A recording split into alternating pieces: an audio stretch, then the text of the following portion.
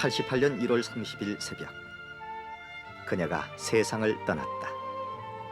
우리나라 최초의 여류 소설가, 80평생을 현역 작가로 살아온 한국 여류 문학의 큰별, 소영 박화성. 자신의 전 생애를 통해 아름답고 빛나는 문학의 꽃을 피워냈던 그녀가 파란만장했던 생과 이별을 고하고 떠난 것이다. 제 마음속에 차지하고 있는 그분의 위치라는 건 어떤 문인의 위상보다도 좀 높다고 생각합니다. 84세까지 사셨는데 그 마지막까지 현역 작가로 계셨다는. 목포 그럼 박하성 문화 그럼 목포. 그러니까 여기서 문학을 한다는 사람은 자연히 이렇게 따르게 됐죠. 박화성을 연구한다는 것만으로도 페미니즘적인 의미를 가진다는 것은 여성 문학자에 대한 연구 자체가 너무 일천했다는 것을 지적하는 것이었어요. 생을 다하는 그 순간까지 불타는 창작열로 우리 문학사에 길이 빛날 작품들을 남기고 간 소영 박화성. 그녀에게 있어 문학은 자기 존재의 의미요, 삶 그 자체였다.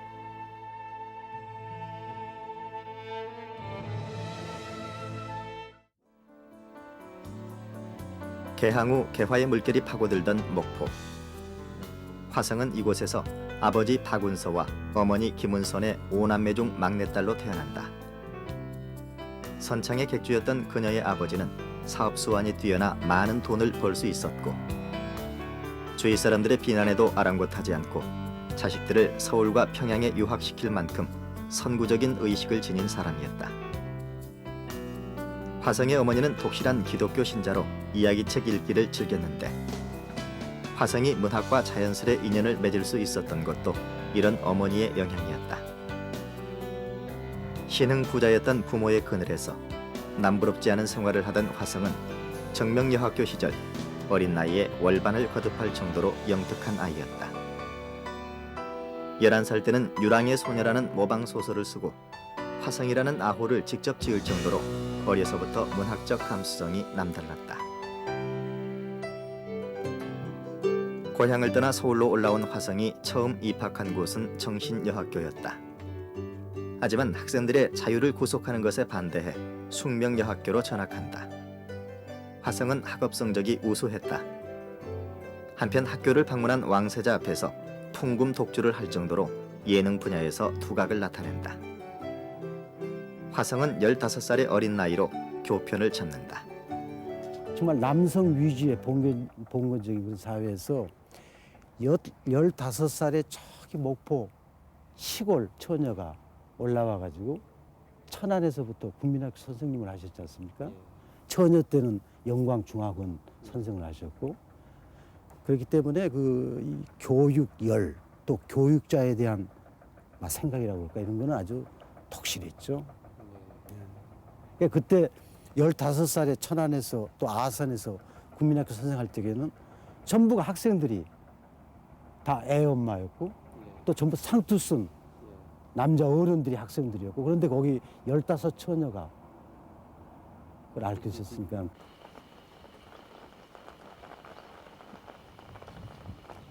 당시 젊은 지식인들의 꿈은 동경 유학이었다. 하지만 화성은 아버지의 외도로 어려워진 집안 형편 때문에 동경 유학의 꿈을 접고 영광이 문향이라는 소식을 듣고 영광중학교 교원으로 부임한다. 19살 때 영광을 오셨으니까 많은 분들이 참 신여성으로서 하나의 선망이 되셨죠. 그러면서 여기서 중학교 과정을 했습니다. 광흥학교라고. 그래서 그 교사로서의 그 진영이 조은 선생님보다 그렇습니다. 문인들. 그래가지고 특별히 인연을 갖기를 조은 선생 희조신인하고 하나의 그 인간관계를 깊이 갖게 됩니다. 그래서 영광에서 문화활동을 하게 되죠. 훗날 화성은 내 일생에서 가장 귀중한 세월은 영광에서의 매일이었다고 회고한다. 영광에서 보낸 3년은 화성의 문학 인생에서 큰 의미를 갖는 시간들이었다. 화성의 문학 수업은 자유예원이라는 조직을 통해 이루어졌는데, 틈틈이 쓴 수필이 3번이나 장원에 뽑힐 정도로 문학적 재능을 인정받게 된다. 이를 계기로 화성은 시조 시인 조운에게 습작 노트를 보이고 일본이나 서구 문호들의 책을 빌려 읽으며 문학적 친분을 쌓아간다. 향조에서 그네도 만들어 주시고 또 그분이 글로 이렇게 그분을 참 흠모하는 그런 시를 쓴 작품이 있습니다. 그 작품은 82살 때 내가 박하성스를 찾아갔을 때 그분이 이제 나이도 먹고 그랬으니까 여담으로 내가 고백을 한다면서 그 시는 나를 소재로 한 시인데 야국이라는 시가 있다 그랬습니다. 근데 야국이라는 그 시가 되게 내용이요. 가다가 주춤 머무르고 서서 물구름이 발아나니 산뜻한 너의 맵시 그도 마음에 들거니와 너 보면은 생각나는 일이 있어 못 견뎌 이런다 하는 그런 시입니다. 이것이 소위 박하성 선생을 흠모하는 하나의 그 시로 이렇게 박하성 씨가 알고 있고. 이렇듯 시조시인 조운과 문학적으로 각별한 정을 나누던 화성은 그의 소개로 춘원 이광수의 추천을 받아 문단의 첫 발을 내딛게 된다. 20해를 간 넘긴 화성의 인생에 드디어 봄이 찾아오고 박화성 문학의 꽃봉오리도 봄을 맞아 서서히 피어나기 시작한다. 소설가 박화성의 처녀작이자 문단 데뷔작인 추석전야. 작품의 무대는 식민지 시대 추석을 앞둔 목포의 한 방직공장. 방직공장 여공인 주인공 영신은 추석맞이를 위해 낮에는 공장에서 밤에는 싹바느질로 돈을 모은다. 그러나 돈은 땅 주인에게 모두 빼앗기고 만다. 이 작품에서는 식민지 시대 억압과 착취의 현실이 그대로 드러난다. 그러니까 이분은 19살에 데뷔를 하시는데 이미 그때 뚜렷한 그 사회에 대한 그 지식이 들어서 그 사명의식을 드러내는 소설을 쓰기 시작을 하시죠. 그러니까 여성으로서 그러한 그 사회에 대한 뚜렷한 시각을 가지고 소설을 쓴 거는 박하성 선생님 처음입니다. 그런 점에서 아주 뚜렷한 그 문학사적인 위상을 지닌 분이라고 이렇게 얘기할 수가 있죠.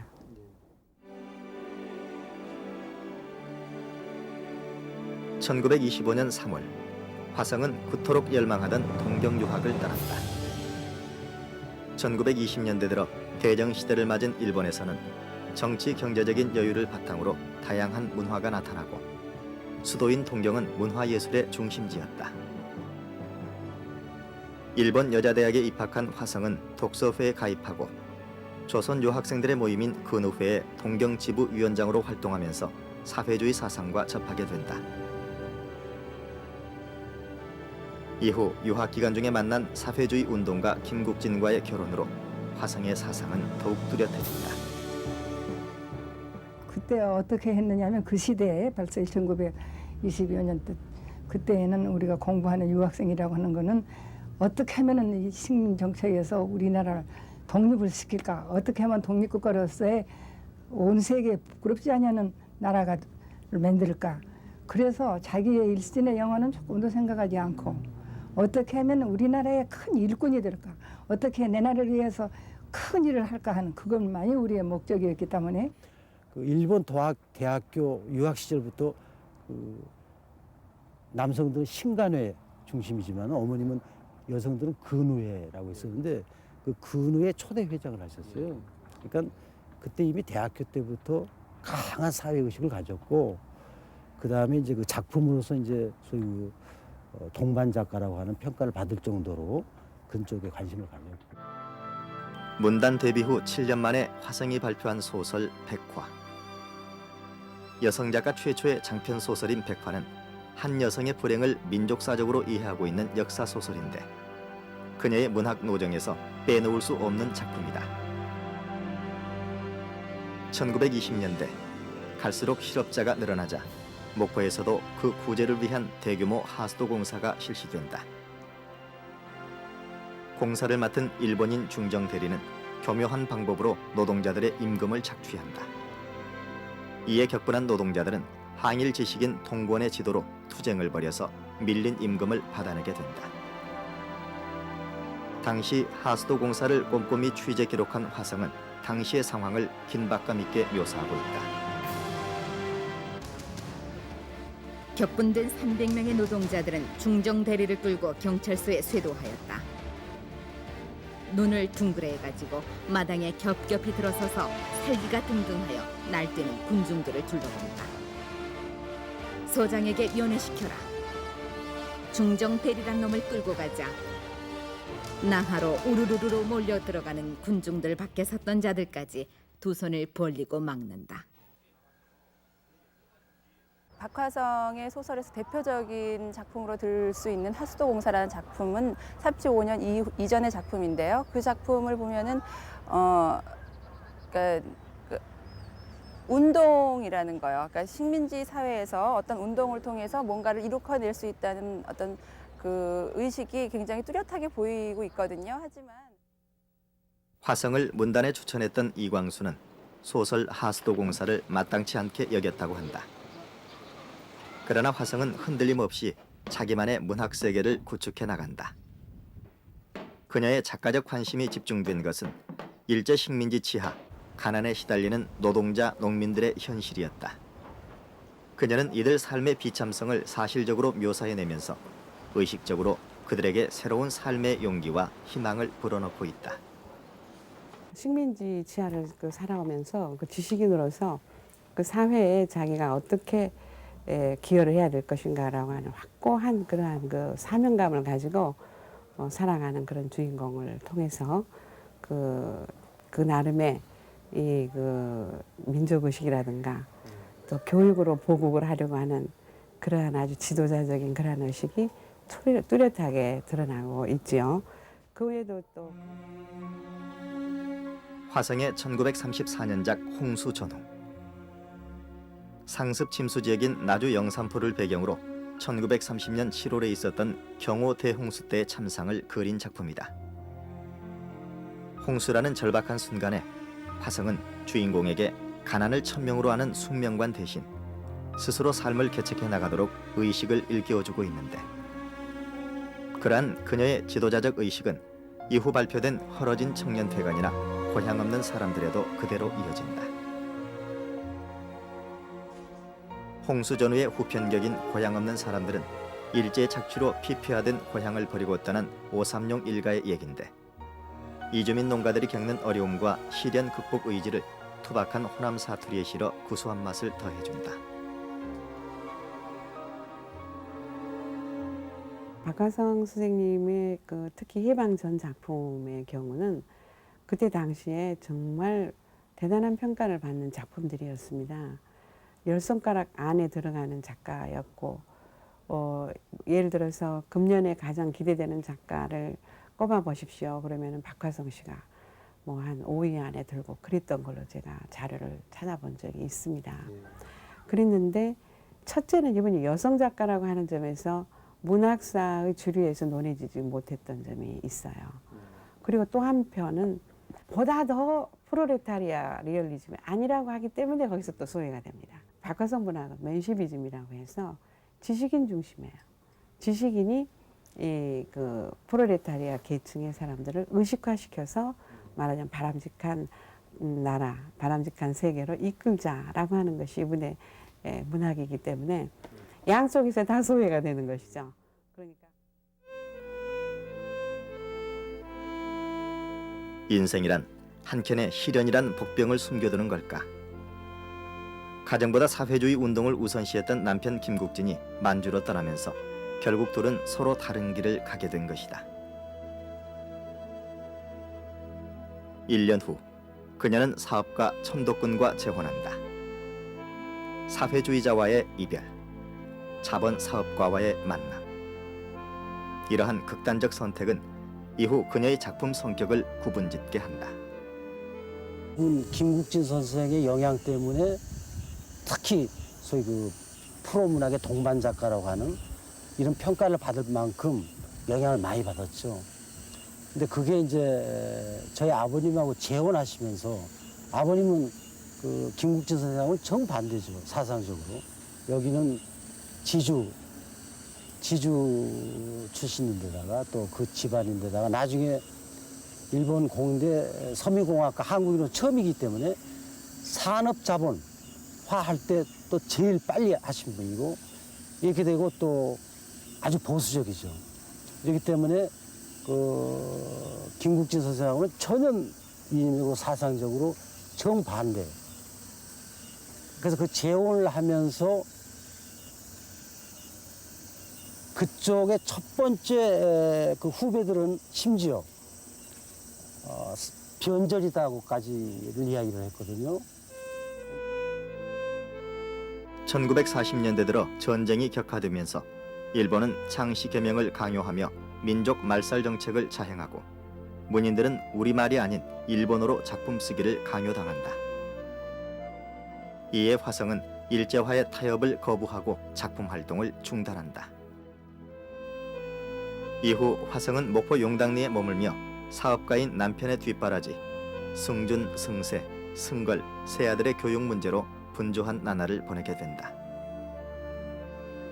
그러나 이 순간에도 화성은 일기 쓰는 일만은 하루도 거르지 않았다. 그녀는 하얀 종이 위에 일상의 얘기를 빈틈없이 채워갔다. 1945년 8월 15일 해방. 기쁨의 순간도 잠시.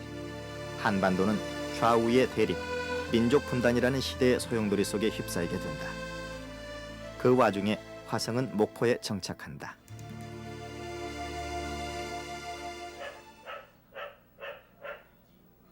화성이 자신의 반생애를 보냈던 용당리 986번지. 당시 화성의 서가 세한루에는 광주, 전주, 순천 등지에서 문학의 뜻을 둔 교사나 학생들이 자주 찾아와 좌담을 가졌다.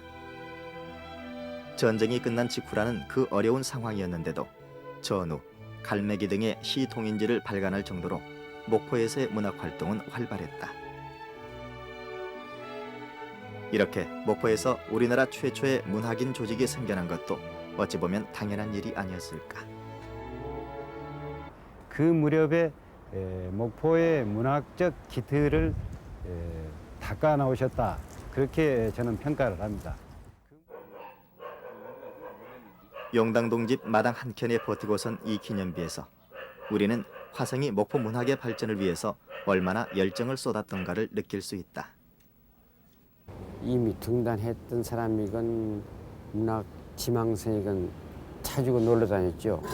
눈보라 같이 날 그 연동 터질목 지나서 거기 가면 손수 주한상을 찾아내시고 물론 박선생 술 못 마셔요. 아주 못 마시지만 우리한테 이것도 먹으시오 저것도 먹으시오 하면서 하고 그래서 거기서 뭐 노래도 부르고 춤도 추고 했던 그런 데서. 용당리 시절. 그녀와 더불어 문학에 대한 얘기를 마음껏 나눌 수 있어서 좋았던 그 시절은 이제 추억이 되었다. 그러나 그때 그 시절을 표현해 놓은 후배 문인들의 작품에서 그녀는 아직도 살아있다.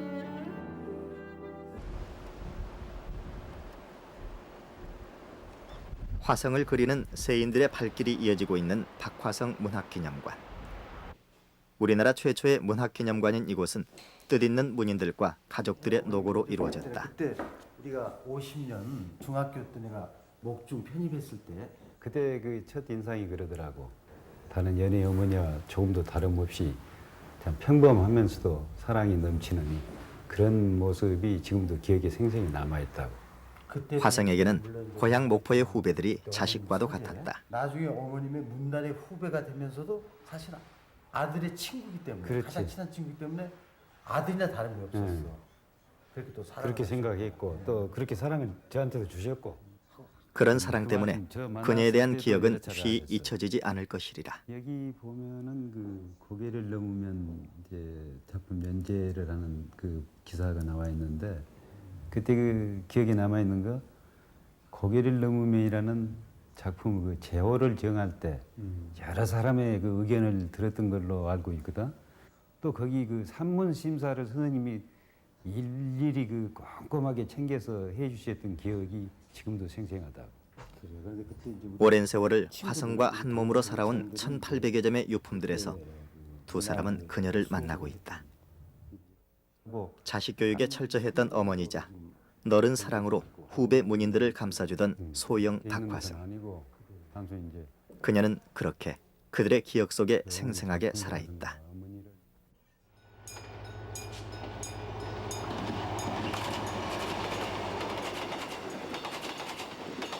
1950년대 서울.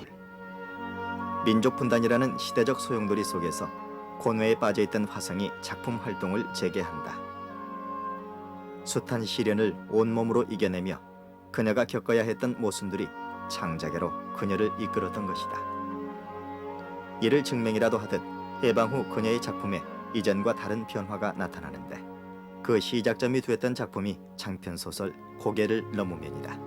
고개를 넘으면이라고 하는 작품이 어떤 의미에서는 작품 활동의 재개를 나타내는 작품이라고 할 수가 있습니다. 1955년에 쓰신 건데요. 그러니까 1937년 무렵에 거의 그 일종의 그거다가 절필이라고 하지 않고 각필이라고 할까요? 그러니까 일제가 강요하는 일제 그 일본말로 소설을 쓰지 않겠다 해서 그때부터 소설을 쓰시지 않으시다가 해방 이후로 이제 해방이 되면서 1946년에 이제 그 소설을 쓰시고 단편 몇 개, 꽁트 몇 개 이렇게 쓰셨어요. 그러시면서 본격적으로 작품 활동을 시작하신 게 1955년이니까 거의 한 10여 년 동안을 일종의 공백기를 가지신 겁니다. 그래서 그것을 의문을 가지고 보니까 그때가 이분으로서는 이제 그 살림하고 아이 기르고 하시는 데 대한 그러한 어려움이 있으셨고 또 한편으로는 그 해방이라고 하는 그 격렬한 소용돌이 속에서 당신이 가지셨던 어떤 사상 문제에 대한 그런 갈등도 없지 않으시지 않았나 그런 생각을 해보게 되고요. 장편 고개를 넘으면은 신간회 간부이자 광주 학생운동 주도자의 딸로 태어난 한 여성의 애정 심리를 그리고 있는데 이 작품을 통해 화성은 민족 분단 이후 새로운 시대를 짊어질 젊은이들에게 자신들의 포부와 이상 추구를 위한 올바른 길을 제시해주고 있다. 해방 이후에는 애정 그 심리를 다룬 통속 소설을 썼다 이런 평가를 덜 하기도 하지만은 전 작품 세계를 이렇게 우리가 관통을 해서 살펴보자면은 그분의 그 소설은 그 주제 의식이 강한 데에 하나의 일관성을 지니고 있다고 이렇게 볼 수가 있습니다.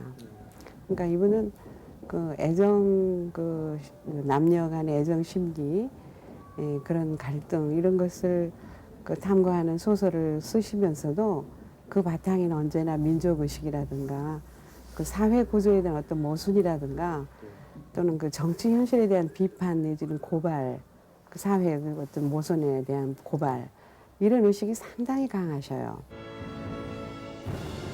화성은 자신의 전 문학기를 통해 사회 현실에 대한 문제 의식을 보여주는데 이런 연유로 그녀의 작품엔 언제나 정치 현실이 언급되고 있다.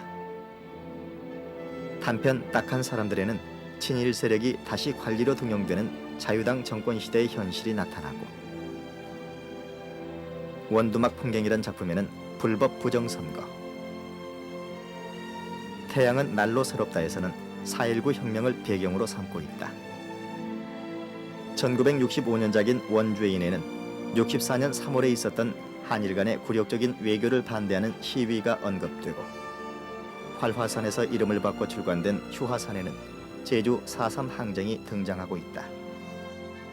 이렇듯 사회 현실 비판을 뼈대로 한 작품들에서 화성은 해방전 작품들에서 보여줬던 낙관주의적 맥을 이어가고 있다.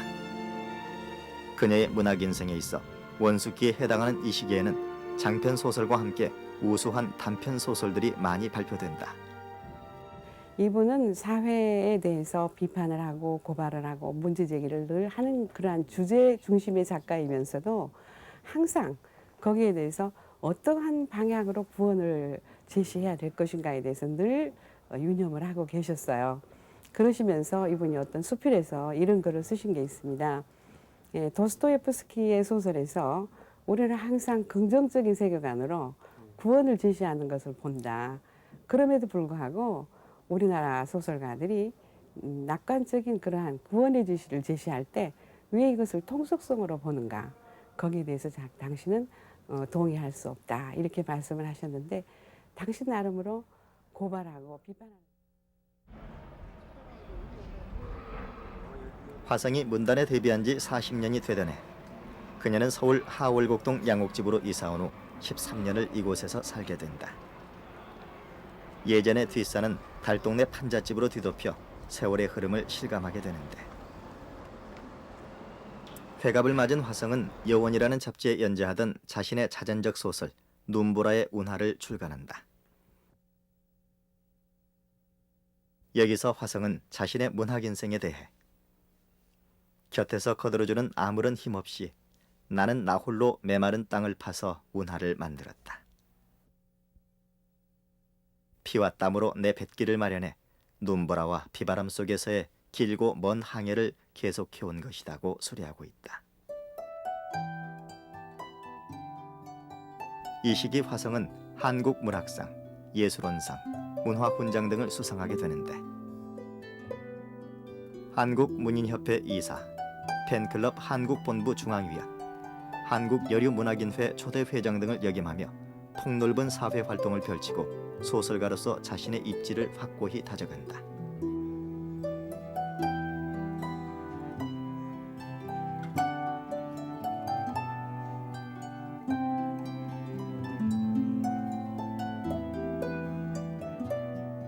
소영 박화성.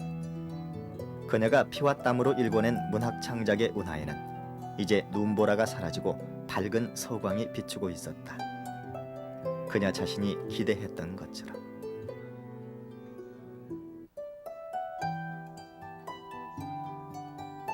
가정적으로는 아들 삼형제와 며느리들과 함께 문학가족을 이뤘는데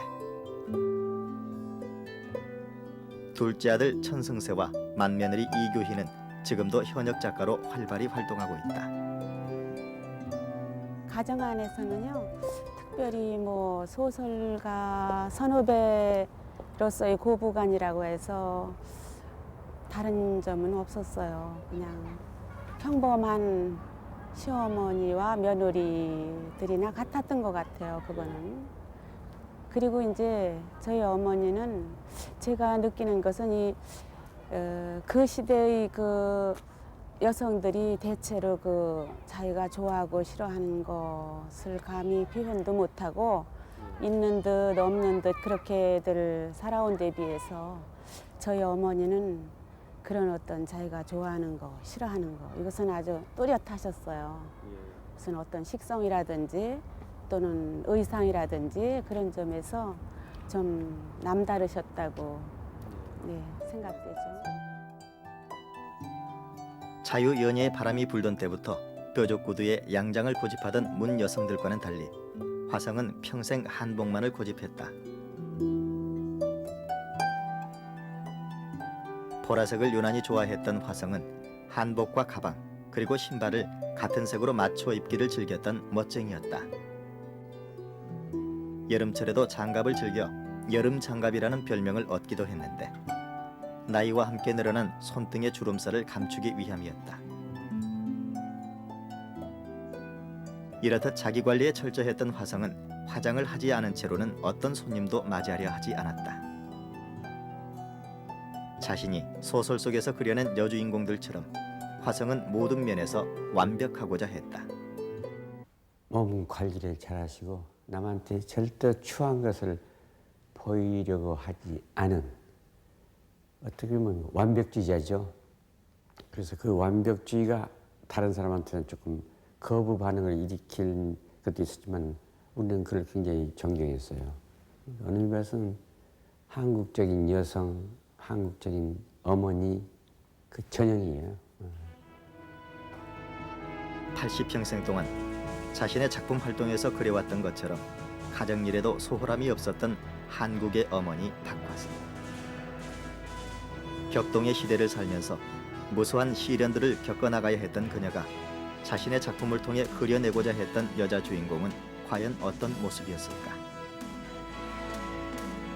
화성은 1957년에 발표한 장편소설 벼랑에 피는 꽃의 집필 동기에서 이렇게 밝힌다. 그러니까 나로서는 어떠한 어려운 처지에서라도 자기가 하겠다고만 하면 이루어진다는 그야말로 생명만큼 자기의 목숨만큼은 자기 마음대로 못하지만은 자기의 목적만큼은 자기가 하고자 하는 사업만큼은 자기만 노력을 하면 기억고 되겠다고 하는 그거를 이제 하기 위해서 그리고 하나의 위대한 여성의 하나의 대표적인 여성상을 내가 이제 만들기 위해서 이제 쓴 거예요.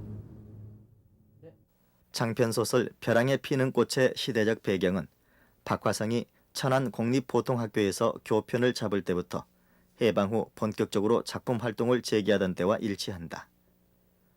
그렇다면 작품의 주인공 현승란은 과연 어떤 여잔가? 아주 그 현승란이는 원체가 천성 타고나기를 야무지고 똑똑하고 이성적이고 감정에 지우치지 않고 그러면서 자기의 발표를 똑똑히 하고 하는 그런 여성을 하나를 내가 작정했어요. 벼랑이라고 하는 거는 참 흙도 없고 아무런 조건이 없지. 꽃 필 조건도 하나도 없지만은 그러한 바위에라서도 기어코 꽃을 피우고야 말겠다고 하는 그러한 의지로서 그러한 목적으로서 이제 그 현승란이는 자기에게 스사로 하루에 몇 번씩이라도 일러가면서 이제 그렇게 교원 생활을 했죠.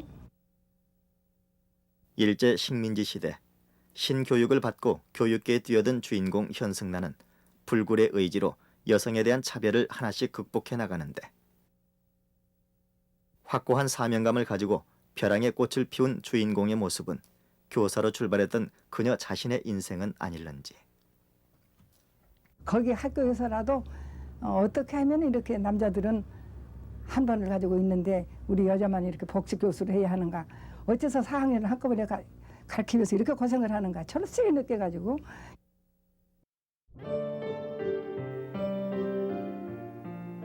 그러나 60년대 후반에 들어서면서 화성은 여성의 현실에 더욱 관심을 갖게 되고 작품 속에 등장하는 여주인공의 모습에도 변화가 나타난다.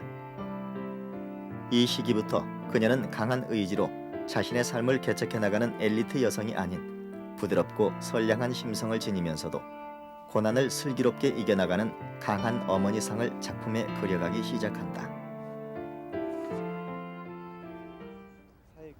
그러나 박화성의 여성운동에 대한 인식에는 한계가 있었다. 어린 시절에는 아버지가 외도를 하고 결혼을 하고 나서는 작품 활동과 육아와 가사노동이 굉장히 어려웠기 때문에 자기가 체험으로서는 여성이 산다는 것이 굉장히 힘들다는 것을 알고 있었어요. 그런데 그것이 작품 속에 들어갔을 경우에는 그 체험 자체가 너무 관념으로 변화돼 버리면서요.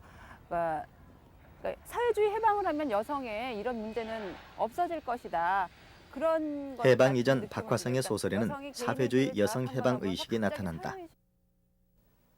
박화성 소설에 등장하는 여자 주인공은 엘리트 여성이 중심이었기에 노동과 가사일 속에서 이중고를 겪어야 했던 일반 여성들의 문제는 구체적으로 접근하지 못했다. 그러나 이런 한계에도 불구하고 봉건적인 남존여비 사상에 대한 비판과 함께 새로운 윤리를 세우기 위한 관심은 변치 않았다. 북한산 세검정 자락 옛집. 화성이 생전에 심고 가꿨다던 꽃과 나무는 흔적도 없고 빈 테이블만 덩그러니 남아있다. 불타는 창작열로 자신만의 문학 세계를 일궈낸 소설가 박화성. 그런 그녀의 문학 노정은 5, 60년대 원숙기를 거쳐 7, 80년대 문학적 결산기를 맞는다. 화성은 날카로운 현실 비판과 내일을 위한 역사 창조를 작품의 뼈대로 하면서 인간에 대한 신뢰를 바탕으로 낙관적 결말을 맺는데 이 시기 발표된 작품들에서는 그녀의 문학적 뿌리가 아버지 찾기, 아들과 어미의 가슴 저린 한 등 우리 근대사가 떠받치고 있는 시대적 아픔들로 뻗어가고 있다. 인생의 깊이가 작품의 원숙함으로 살아나고 있다.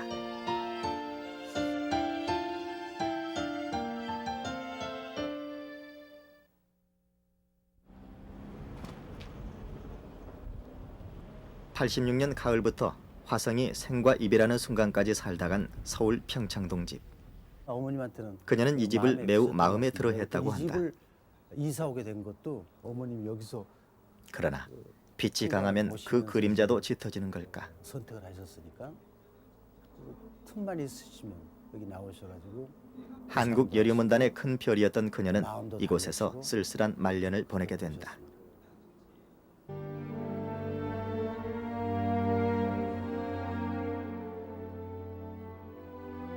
박화성의 마지막 일기.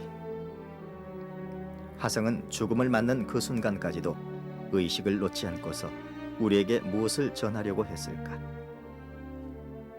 따스한 햇볕보다는 눈보라치는 날이 많았던 지나간 우리네 역사에서 척박했던 근대 문학사의 선구자로서 치열한 인생을 살다 간 소영 박화성.